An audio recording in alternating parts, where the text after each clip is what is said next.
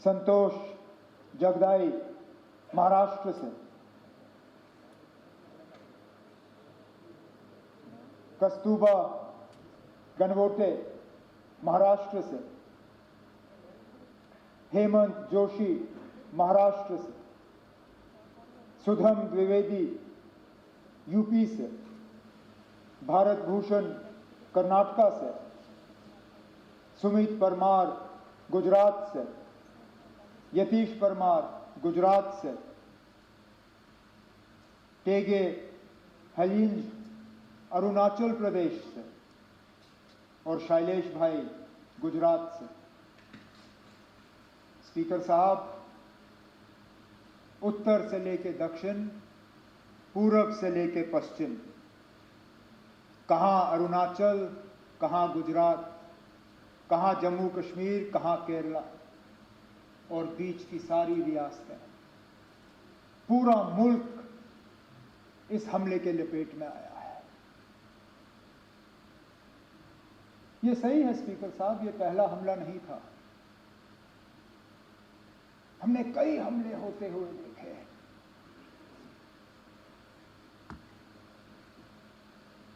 हमने अमरनाथ यात्रा के कैंप पे हमले होते हुए देखे। हमने डोडा के मुख्तलिफ गांवों पे हमले होते हुए देखे। हमने कश्मीरी पंडितों के बस्तियों पे हमले होते हुए देखे। हमने सरदारों के बस्तियों पे हमले होते हुए देखे। लेकिन एक बीच का ऐसा वक्त आया था, ये बाईसरन का हमला 21 साल के बाद इतना बड़ा हमला हुआ है सिविलियन। हमें लग रहा था कि ये हमले जो हैं ये अब हमारे माजी का एक हिस्सा है, they are part of our past. ये हमारे आज की कहानी नहीं है, ये हमारा मुस्तकबिल नहीं है। लेकिन बदकिस्मती से बाईसरन ने दोबारा वो हालात यहां पैदा किए, जबकि हमें लगता है कि पता नहीं अगला हमला कहां पे होगा।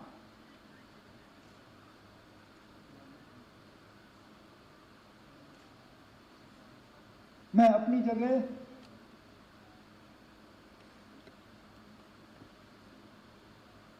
क्योंकि उस दिन लीडर ऑफ द ऑपोजिशन के साथ मैं भी पुलिस कंट्रोल रूम पे मौजूद था जब हमने 26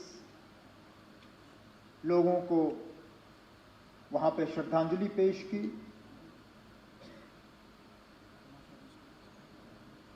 मेरे पास अल्फाज नहीं थे कि मैं क्या कह के उनके घर वालों से माफी मांगूं।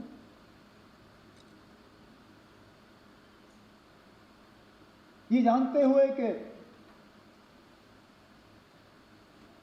जम्मू कश्मीर की सिक्योरिटी, जम्मू कश्मीर की सुरक्षा, जम्मू कश्मीर के लोगों की चुनी हुई हुकूमत की जिम्मेदारी नहीं है, लेकिन तब भी यहां के वजीर आला की हैसियत से, यहां की टूरिज्म के मिनिस्टर की हैसियत से मैंने इन लोगों को दावत दी थी यहां आने की। मेजबान होते हुए मेरी जिम्मेदारी थी कि सही सलामत मैं इन्हें यहां से वापस भेजूं। नहीं भेज पाया।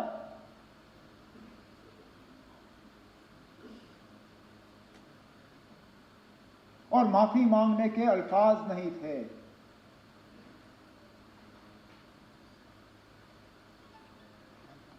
क्या कहता हूं उनको, उन छोटे बच्चों को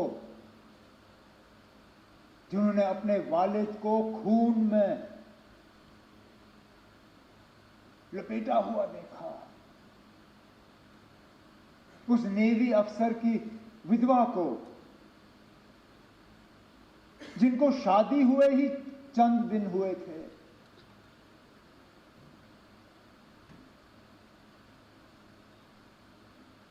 मुझे एक दो आए,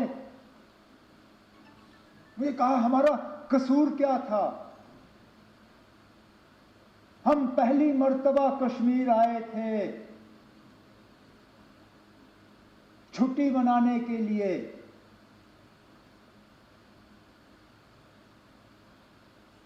और इस छुट्टी का जिंदगी भर अब हमें खमियाजा भुगतना पड़ेगा।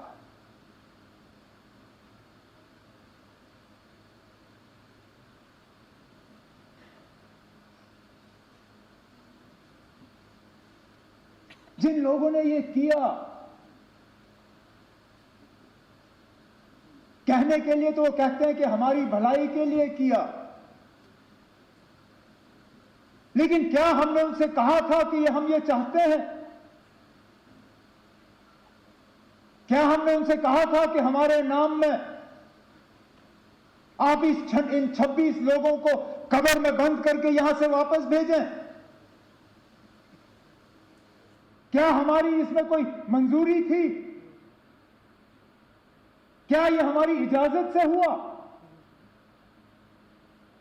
हम में से कोई इस हमले के साथ नहीं है।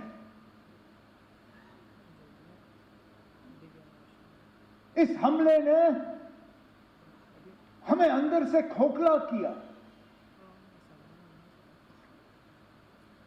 लेकिन इस हमले ने, क्योंकि हर खराबी में कहीं ना कहीं हमें कोई रोशनी की किरण ढूंढने की कोशिश करनी चाहिए। बहुत मुश्किल है इन हालात में वो रोशनी ढूंढना, लेकिन स्पीकर साहब, पहली मर्तबा 26 साल में मैंने जम्मू कश्मीर में किसी हमले के बाद लोगों को इस तरह बाहर आते हुए नहीं देखा। कठुआ से लेके कुपवारा तक शायद ही कोई शहर या गांव ऐसा जहां लोगों ने बाहर आके इस हमले की मजम्मत नहीं की, कहा कि ये मेरे नाम में नहीं हुआ, नॉट इन माय नेम। ये आपने जिसके लिए भी किया हो, मेरे लिए नहीं किया। और ये लोगों का बाहर आना, इसमें हम में से किसी का हाथ नहीं है। हुकूमत ये कहे कि हमने कराया, कोई और ये कहे हमने कराया, कोई नहीं ना। हम भी इस गाड़ी पे चढ़े, हमने इस गाड़ी पे सवारी की, लेकिन गाड़ी चलाई हमने नहीं। ये लोगों ने खुद गाड़ी बना के इस पे सवार होके जुलूस निकाले, नारे दिए, बैनर बनाए, मोमबत्तियां जलाईं, ये कहने के लिए कि हम इस हमले के साथ नहीं हैं।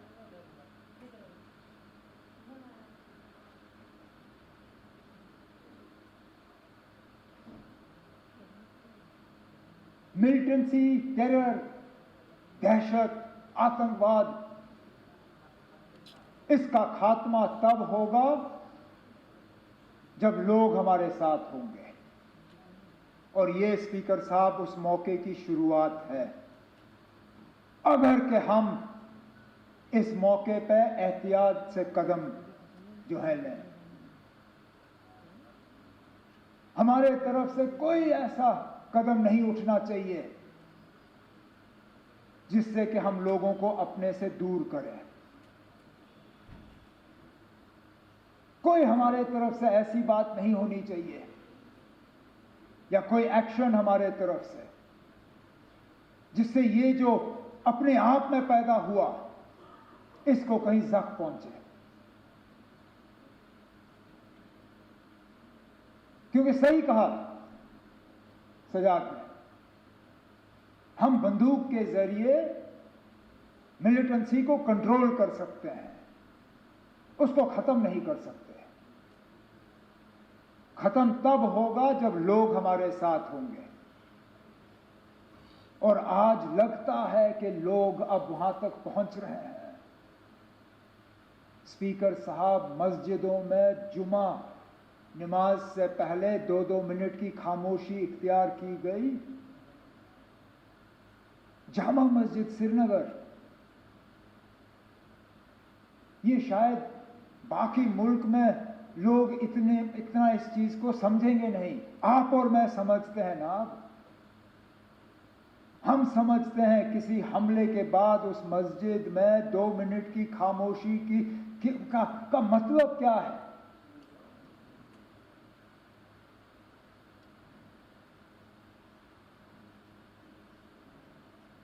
तो मेरी तो सिर्फ यही कोशिश रहेगी कि इस सिलसिले को हम बनाएं, बढ़ाएं, घटाएं नहीं, कम ना करें।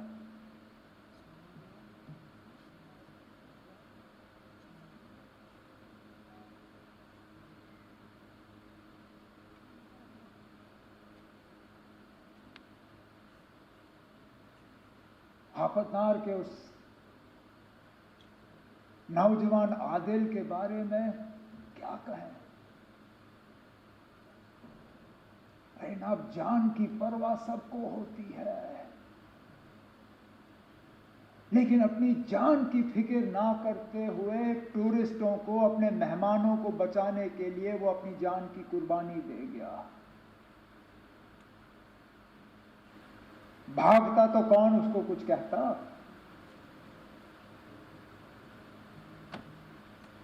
भागने के बजाय खतरे की तरफ गया। इस तरह के और मिसाल हैं जिनके बारे में आज हम सुनना शुरू कर रहे हैं। जो टूरिस्ट वहां से निकले, उन्होंने अब जिक्र करना शुरू किया। किसी एक ने वहां लोकल पोनी वाले को कहा कि मेरी बीवी और बच्चे को ले जाओ, इनको बचाओ, मुझे यहां छोड़ दो। और उसने कहा, मैं ना आपकी बीवी को कुछ होने दूंगा, ना आपके बच्चे को कुछ होने दूंगा, ना आपको कुछ होने दूंगा। इनको कुछ होने से पहले इनको मेरे ऊपर से गुजरना होगा। और छुपा के उनको सलामत रखा। जख्मियों को अपने कंधों पे पहाड़ से नीचे उतार के अस्पताल, एम्बुलेंस तक पहुंचाया।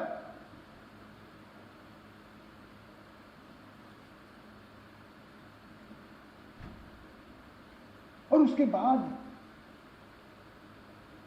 जिस तरह लोकल लोगों ने मदद करने की कोशिश की, गरीब वो शिकारा वाला जो डल लेक पे फल बेचता है, उसने अपनी किश्ती पे एक छोटा सा बोर्ड लगाया, टूरिस्टों के लिए मुफ्त फ्रूट चाट। अरे ना, वो दिन के 200-300 रुपए कमाने वाला, वो कहता है कोई नहीं ना चले मेरे हफ्ते की कमाई, लेकिन मैं कम से कम अपने मेहमानों को यह एहसास देना चाहता हूं कि हम उनके साथ हैं।